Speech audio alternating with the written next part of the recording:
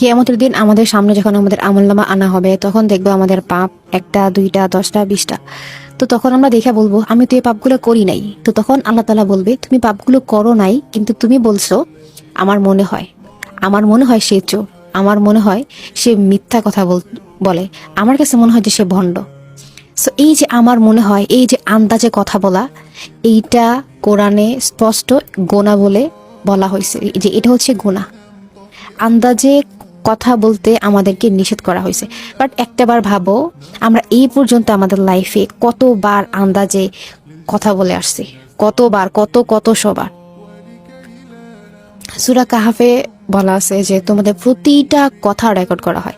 তুমি হয়তো মজার ছলে এটা ওইটা বইলা ফেলো, যার সম্পর্কে তোমার কোনো আইডিয়াই নাই, তুমি নিজেও নিশ্চিত না যেটা সঠিক নাকি মিথ্যা। ওইটা সম্পর্কে হচ্ছে আমি একটা কমেন্ট করে চলে আসি। এখন তো খুব বেশি হয়, যেহেতু কমেন্ট সেকশন আছে, সো আমরা ভাবি যে জাস্ট একটা বইলা আসি, হয়তো সে ভণ্ড, হয়তো সে ওইটা, হয়তো সে সেইটা। তো দেখো, আমরা আরেকজনকে বলার জন্য নিজের পাপ কামাইতেছি,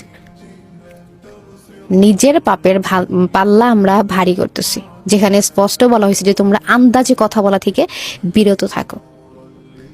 আন্দাজে কথা বলা একটা গুনাহ। সো আজকে থেকে একটা রুল বানাও, যেটা সম্পর্কে তুমি জানবা না সেইটা সম্পর্কে কথা বলবা না। তোমার বয়স যতই হোক, আপনার বয়স যতই হোক, এই অভ্যাসটা আমাদের বাদ দেওয়া লাগবে যদি আমরা আমাদের আখিরাতটাকে বাঁচাইতে চাই।